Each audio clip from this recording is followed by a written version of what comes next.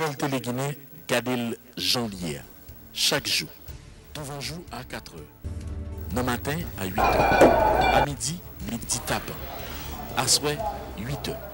Télégamme, Télé-Guinée Magazine, chaque dimanche, 4 h l'après-midi. Nouvelle Télé-Guinée, sans commentaire, sans voix monter, Kadel Jean-Lier.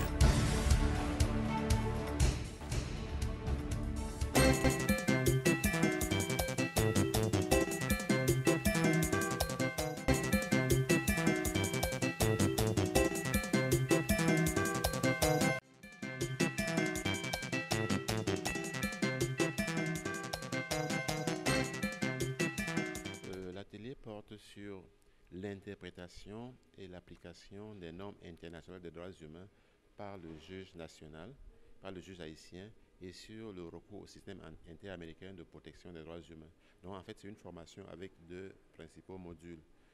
La substance de cette activité vise à rappeler aux acteurs et actrices judiciaires principaux, que sont les magistrats et les avocats, qu'il est important de recourir souvent aux normes internationales des droits humains pour renforcer le mécanisme de protection des droits. Je dois préciser que Haïti, comme des autres États, a adhéré au Conseil des Nations en ratifiant les principales conventions de protection des droits humains. Et Haïti est allé plus loin en insérant dans sa constitution une disposition selon laquelle les instruments internationaux des droits humains font partie de l'ordonnancement juridique interne. Ça veut dire que lorsqu'une convention des droits humains est ratifiée par Haïti, elle fait partie de l'ordre juridique interne. Elle est comme une loi nationale. Et donc, il est important pour les acteurs de l'appliquer. Ça veut dire quoi? Lorsqu'un État ratifie une convention, ça veut dire que l'État prend un engagement international et l'État doit faire en sorte que les aménagements législatifs et administratifs nécessaires soient faits pour que les droits soient mieux respectés dans le pays. Mais également, les acteurs et les actrices judiciaires doivent également contribuer à donner corps à cet engagement de l'État en appliquant effectivement ces normes internationales des droits humains. Oui, c'est un atelier qui doit durer 4 jours. Il est en 2 grands modules, dont les 2 premiers jours, mardi et mercredi, sera destiné uniquement aux professionnels du droit, les magistrats et les avocats, et donc il portera sur l'interprétation et l'application des normes internationales des droits humains. Et les 2e et 3e et 4e jours, jeudi et vendredi, porteront sur le recours au système interaméricain de protection des droits humains. En fait, nous avons 2 grands modules, mais avec des sous-thèmes. C'est-à-dire que c'est un domaine très vaste. Vous aurez nécessairement des thèmes sur les juridictions internationales, le recours aux juridictions internationales, la procédure devant les juridictions internationales, l'interprétation des normes internationales de droits humains, l'application par le juge national des normes internationales, la présentation du système interaméricain de protection des droits humains, le recours, la pétition devant le système interaméricain, devant la commission interaméricaine, le recours devant la commission interaméricaine et la cour interaméricaine, ainsi de suite. Donc, il y a beaucoup de thèmes, effectivement. En Haïti, on a ce qu'on appelle 18 juridictions, mais est-ce que tous les participants font partie de la juridiction du Port-au-Prince ou d'autres juridictions? Les participants viennent de l'ensemble du territoire. Et les participants, que ce soit les avocats ou les avocates, ou bien les représentants et les représentantes de la société civile, viennent de tout le territoire national. Nos activités couvrent tout le territoire national. Pour que justice soit faite, ça veut dire quoi? Alors, pour que justice soit faite, ça veut dire tout simplement pour que chaque citoyen soit protégé des droits, qu'une violation des droits, que toute violation soit jugée et sanctionnée par les juridictions compétentes et que les auteurs soient punis et que les victimes indemnisées.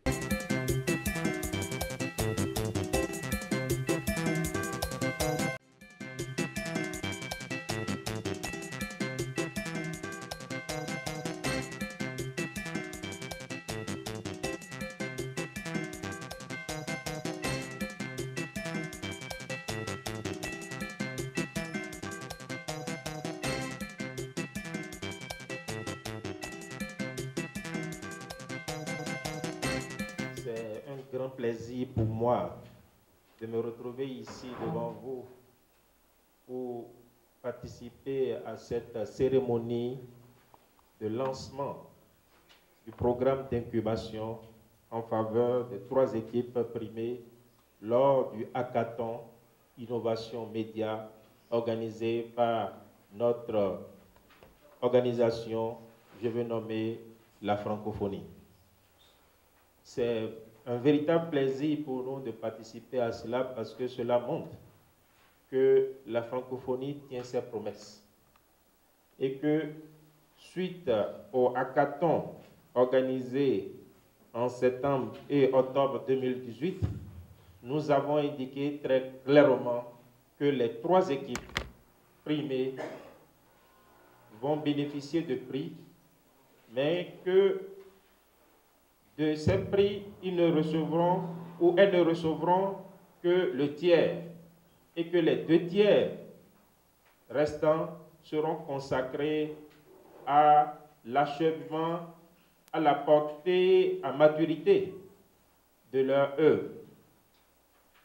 Eh bien, nous avons tenu cette promesse et nous sommes même allés plus loin parce que nous avons décidé de signer avec Bange un espace de travail collaboratif, un programme d'incubation pour les 3 équipes que vous connaissez certainement, Discord, Push Up et Protégez-nous.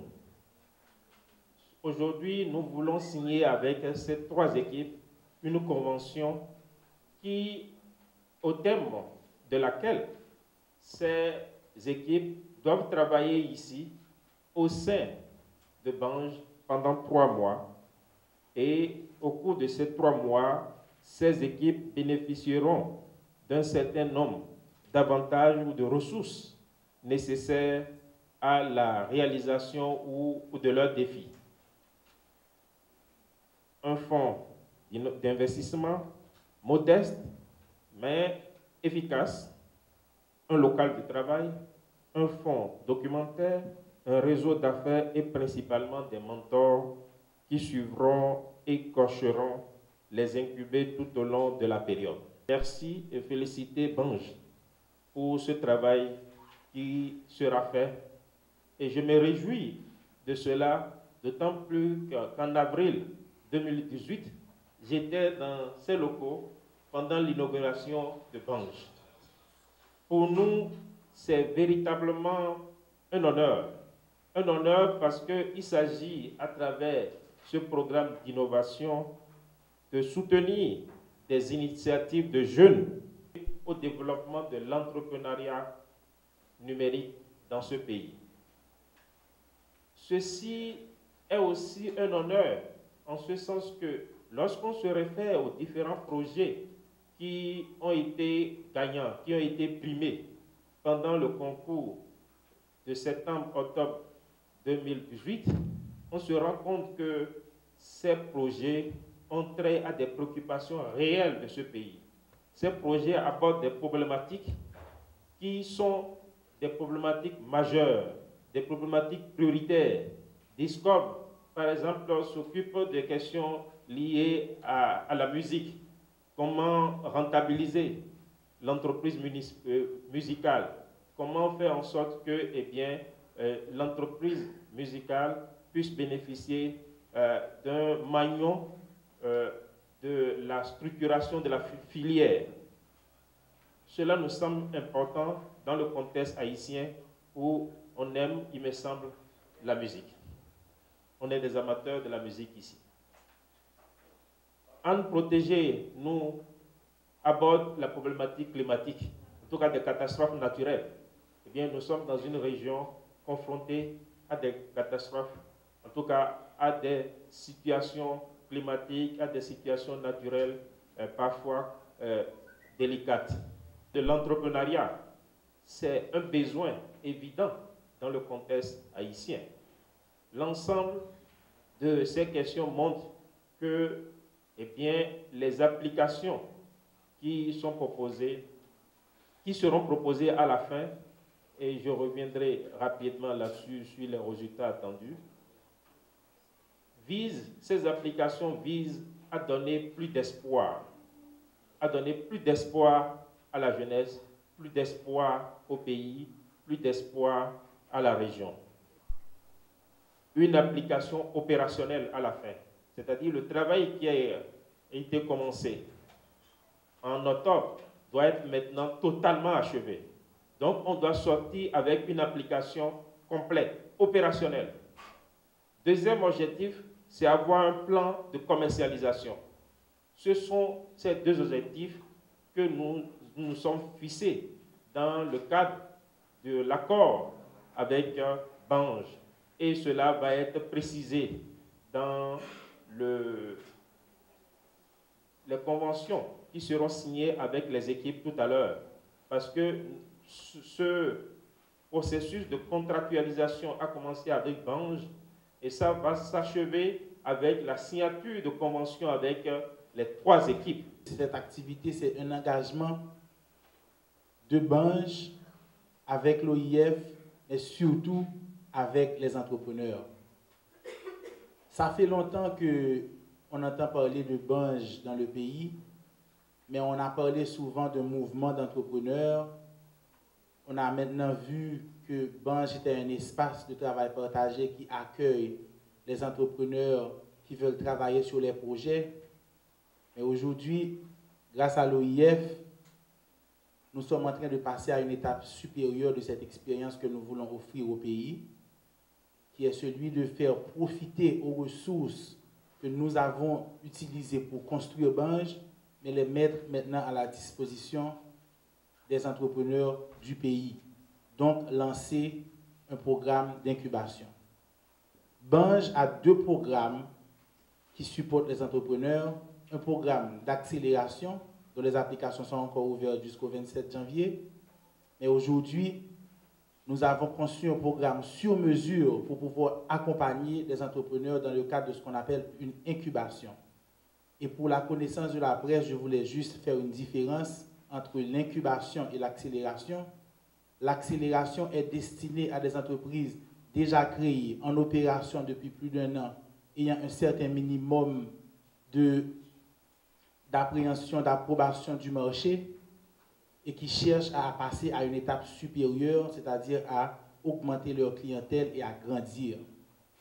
Tandis que le programme d'incubation est destiné à des entrepreneurs ayant des idées, ayant travaillé sur un minimum de prototypes, comme ces chers gagnants du hackathon qui ont pu, en 24 heures, construire, passer d'une idée à un minimum de prototypes, les prendre et les permettre de finaliser les prototypes et rentrer justement sur le marché. Je travaille depuis 1 an sur un programme spécifique sur comment supporter des entrepreneurs et faire grandir leurs entreprises technologiques. Nous travaillons en partenariat avec la grande entreprise mondialement connue Google, qui a développé un ensemble de méthodologies que nous avons appliquées au marché haïtien pour que ces jeunes entrepreneurs puissent bénéficier d'un programme qui soit capable d'être sur mesure. Et je veux rentrer un peu dans les détails de ce que cela veut dire incubation et ce à quoi ces jeunes vont devoir s'attendre durant les 3 prochains mois. D'abord, ils devront travailler dur. C'est pour cela que l'accord qu'ils vont signer exige qu'ils travaillent au moins 20 heures par semaine sur leur idée d'entreprise. Nous leur offrons aussi l'accès aux locaux de Bange, 800 mètres carrés d'espace de travail bénéficiant d'Internet de haut débit, d'espaces confortables, de café, de tout ce qu'ils voudront, pour qu'ils soient capables de se concentrer strictement sur leur idée d'entreprise.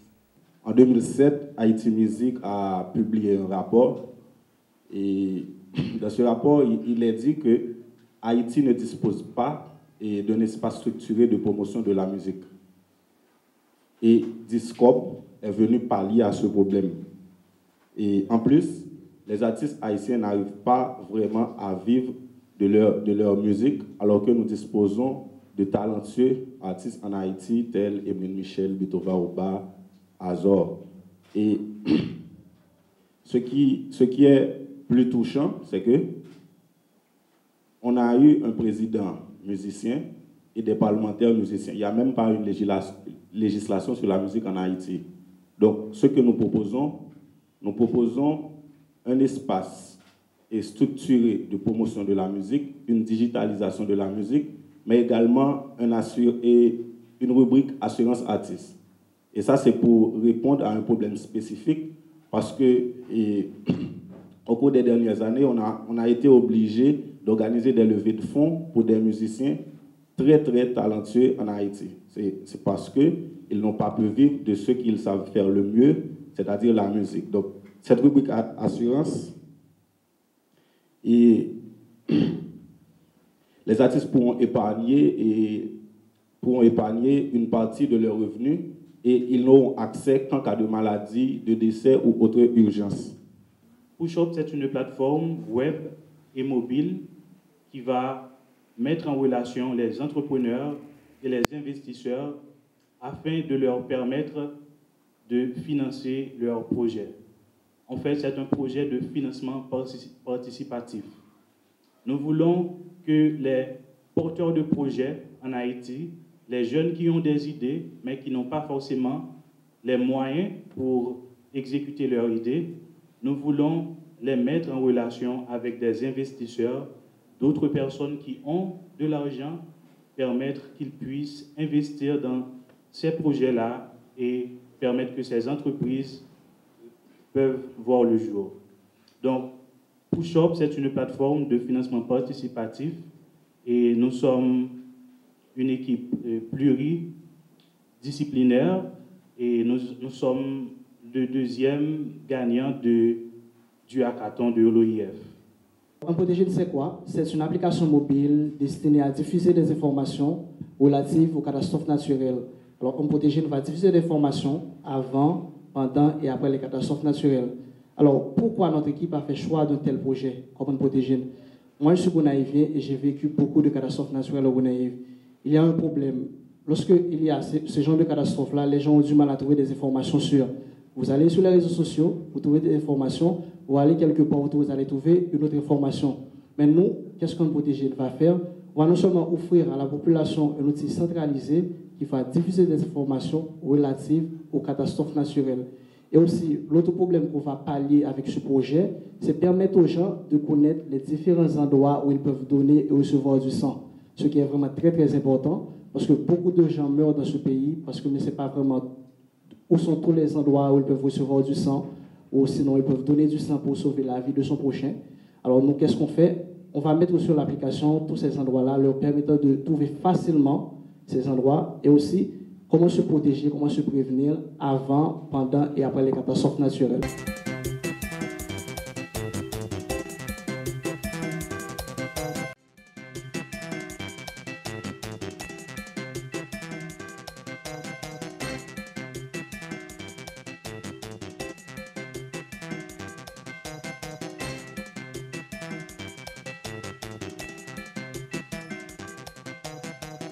C'est à travers, c'est à partir d'une mission commerciale que Chambre a fait au Canada l'année dernière, en juin dernier, pour nous regarder qui sort de compagnie qui a gardé Haïti avec d'autres yeux. L'idée pour nous, c'est que au lieu que nous demandons des dons à chaque fois, et nous disons, écoute, attention, et nous sommes très reconnaissants envers soit institutions et des compagnies étrangères, des ONG qui voulaient payer à don. Mais l'idée aussi, c'est qu'il faut regarder comment nous pouvons balancer ça avec des compagnies qui veulent garder pays avec des yeux d'investisseurs. C'est exactement ça que nous avons fait. Et nous remercions encore une fois la compagnie FinDev, qui sont gros acteurs canadiens et dans le secteur du développement, de décider de venir en Haïti. Et bon, aujourd'hui, elle a réussi, puisque nous avons parlé d'investissement entre 5 à 20 millions de dollars de façon individuelle qui a fait à des entreprises intéressées. Nous avons parlé rapidement avant pour la question, nous remercier les sponsors qui est important pour nous, c'est ce que nous faisons. Nous voulons parler de Ten Power, et e-Power, et Biothermica, et Charles Fekir, et Elmeco, je ne vais pas oublier personne. Et encore une fois, on travail que nous avons fait dans le cadre de Chambre de commerce et d'industrie haïtiano-canadienne qui voulait amener ça, mettre en phase sur ces deux sujets importants. Il y a l'autre cap venu, son premier de toute une série d'activités que nous avons pendant l'année. Nous souhaitons que la presse continue à accompagner nous. Et dans ce sens-là, et pour aujourd'hui, on n'a pas d'énergie, mais nous avons encore 6 commissions, nous avons à partir de commissions en ça. Et il y en a aussi formation et événements, membership et fundraising, et énergie, nous parlons déjà, et investissement et échanges commerciaux et relations étatiques. Okay, et bien sûr, la communication et la RSE qui c'est responsabilité sociale d'entreprise. Ok, comment échange sur l'énergie ça pour être bénéfique pour Haïti? Et si que la paix bénéfique, qui côté n'a commencé d'abord? Ça c'est une belle question. Mais rappelez-nous avant tout le contexte que nous avons fait là. C'est dans le contexte de chambre de commerce qui regarde le secteur privé. Job par nous, c'est encadrer membres secteur et membres par nous en particulier et regarder qui ça en parallèle que décideurs publics ont fait. Maintenant, tout ça nous a fait nous-mêmes, c'est bas information. Et je dirais c'est exactement ça qu'a fait. Donc, puis l'information qui est là, pour ceux qui avaient depuis le matin et nous ça, je pense que c'était qui va rediffuser dans le et parler aussi de solutions qui existaient. Une question que, un point que je me souviens hier, et lorsque je me parlé avec un concert, en radio, c'est que aujourd'hui, on a une situation côté que on pénurie d'essence parce que nous utilisons essentiellement l'énergie fossile, nous voyons que j'en ai impacté la fourniture d'électricité. Donc ça veut dire que si nous regardons d'autres sources d'énergie, comme l'énergie solaire, et énergie éolienne et autres, mais aujourd'hui on a parlé de l'énergie solaire, donc je pense que définitivement, nous voulons changer et faire ça, un changement de paradigme dans la façon que nous regardons l'énergie. Nous avons avec nous le DG de l'ANRC. Je pense que qui te répond à la question ça. Je réfléchir à monsieur exactement pour le dire qui réponse claire que le gouvernement gagne. Mais l'élément de réponse que je vais c'est que, encore une fois, la question énergie est trop important pour un seul acteur. C'est-à-dire qu'il faut que tout acteur joue partition. Et c'est partition ça que nous voulons jouer aujourd'hui. Et encore une fois, comme nous disons, une chambre de commerce qui fait deux bagages par définition, c'est garder l'aspect lobby qui va aider les membres à défendre tête et ensuite faire un réseautage, c'est-à-dire networking.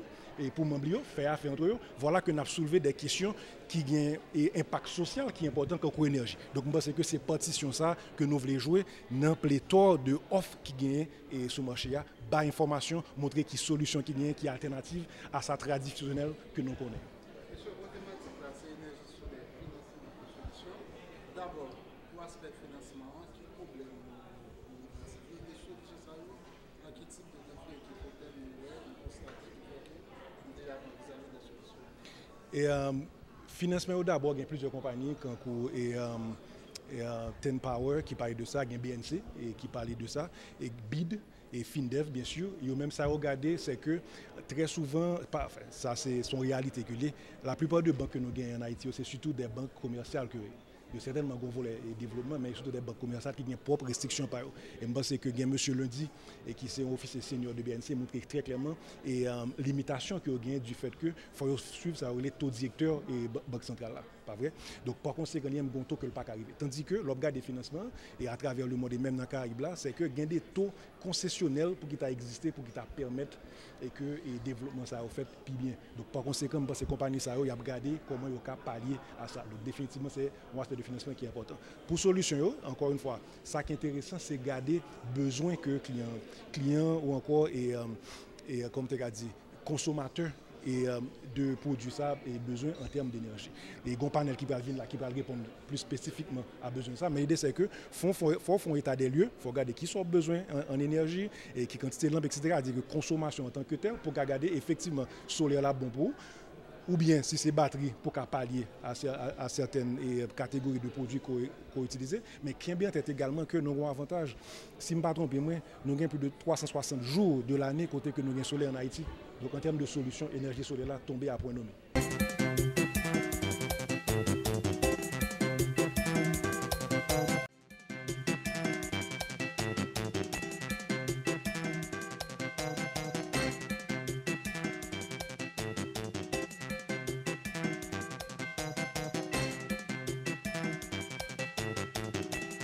Nous avons fait une intervention sur l'expérience que nous avons menée dans la zone de Savo, dans pleine Baconois, dans une localité qui est les Rocher-Laval, côté qui a une source qui est en Savo de l'eau. Et que sous ça, à cause de déboisement qui gagne dans la zone, la source a commencé presque à sécher. Donc nous avons décidé de faire une expérience, à mettre plusieurs partenaires ensemble, des associations, CASEC, mairie, DINEPA, mettre tout le monde ensemble pour nous faire une expérience, pour nous bailler sous ça en protection. C'est une protection très simple que nous avons. Ça que nous faisons, c'est que nous prenons zone ça, nous prenons à peu près 5 carottes et 5 carottes ça nous négocions avec propriétaire ça et nous baillons, nous calculons que si on n'a pas travaillé à combien de copes que tu as fait sous terre et nous joignons des sources de financement dans le ministère de l'Agriculture, qu'on a discuté avec le ministère de l'Environnement pour que tu aies payer ça que moun sa a supposé faire sous terre ça yo, pour eux-mêmes pour quitter terre ça ou reprendre en végétation pour capable reconstituer débit source et puis qualité de l'eau.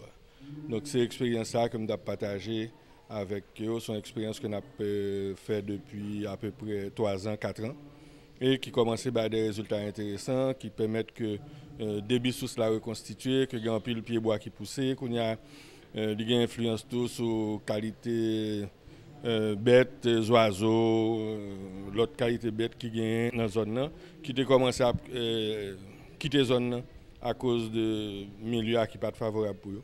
Donc sous ça, c'est qui côté que l'existait?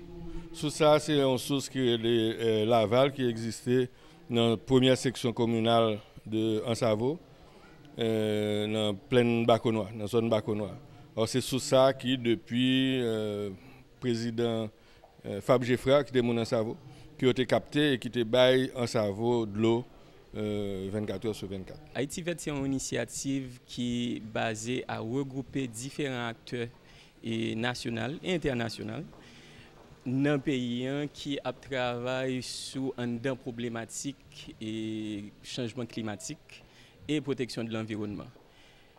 Ça fait déjà des années, des décennies, et c'est pas une nouvelle pour nous que Haïti a fait face, le monde a fait face à ça, les changements climatiques, et que nous-mêmes les affectons nous directement, et nous ça dans le milieu rural.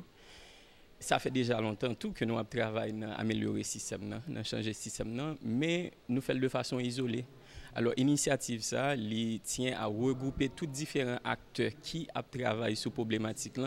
Comme ça, nous vraiment arrêter quoi, nous regrouper efforts, nous faisons plus bel impact, et comme ça, tout nous casse. Établir des objectifs plus ou moins nationaux qui permettent nous d'atteindre problème ça ou bien attaquer problème ça de façon pour nous attaquer. Alors événement ça qui fait aujourd'hui c'est un premier événement en termes de une série de conférences que nous avons organisées encore avec différents acteurs qui travaillent dans le système juste pour 2 raisons. Et premièrement, c'est le pour nous commencer à comprendre qui ça fonctionne, qui ça dans le système qui marche, qui ça pas marché. Alors ça, c'est regrouper les leçons apprises pour une plus bonne pratique de qui ça Haïti va la cahier. Alors ça, c'est une première conférence qui a fait sous paiement écosystémique, service écosystémique, qui clairement c'est qui gens nous a fait des systèmes, des projets de reboisement, de réforestation et dans le milieu rural, côté nous avons des incitations que agriculteurs, que collectivités territoriales, qui pour encourager le système établi, pour créer une durabilité à travers ça. Alors, je vais aller en pile, mais ça c'est le premier événement que nous avons lancé dans le cadre de ça. Donc, c'est qui ça nous-mêmes nous comptons faire dans le cadre du projet ça?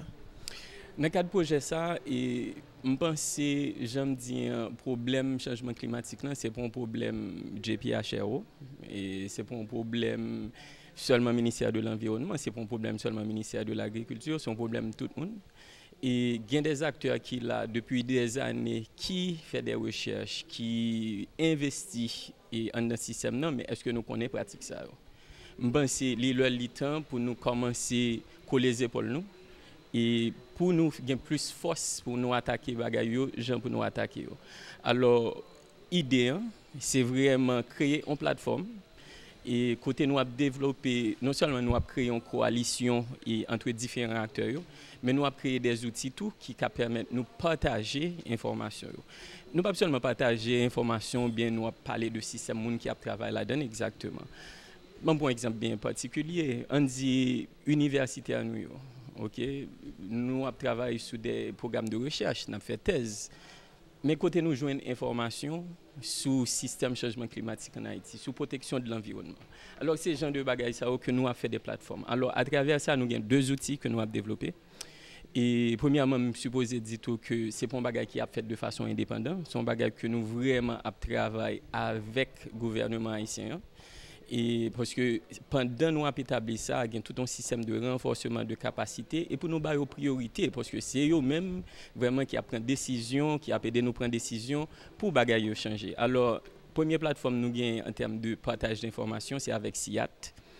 Et côté nous sponsoriser un site web et avec eux que nous les partages de connaissances. Côté toutes différentes organisations, universités, entités qui viennent là, qui font recherche, qui font projet, qui jouent nos résultats, nous avons partagé l'information ça sous plateforme ça. Comme ça, l'autre acteur qui peut venir rentrer dans le système, nous tout gain des bases de données que nous avons juste lancées au lieu de nous recommencer à zéro.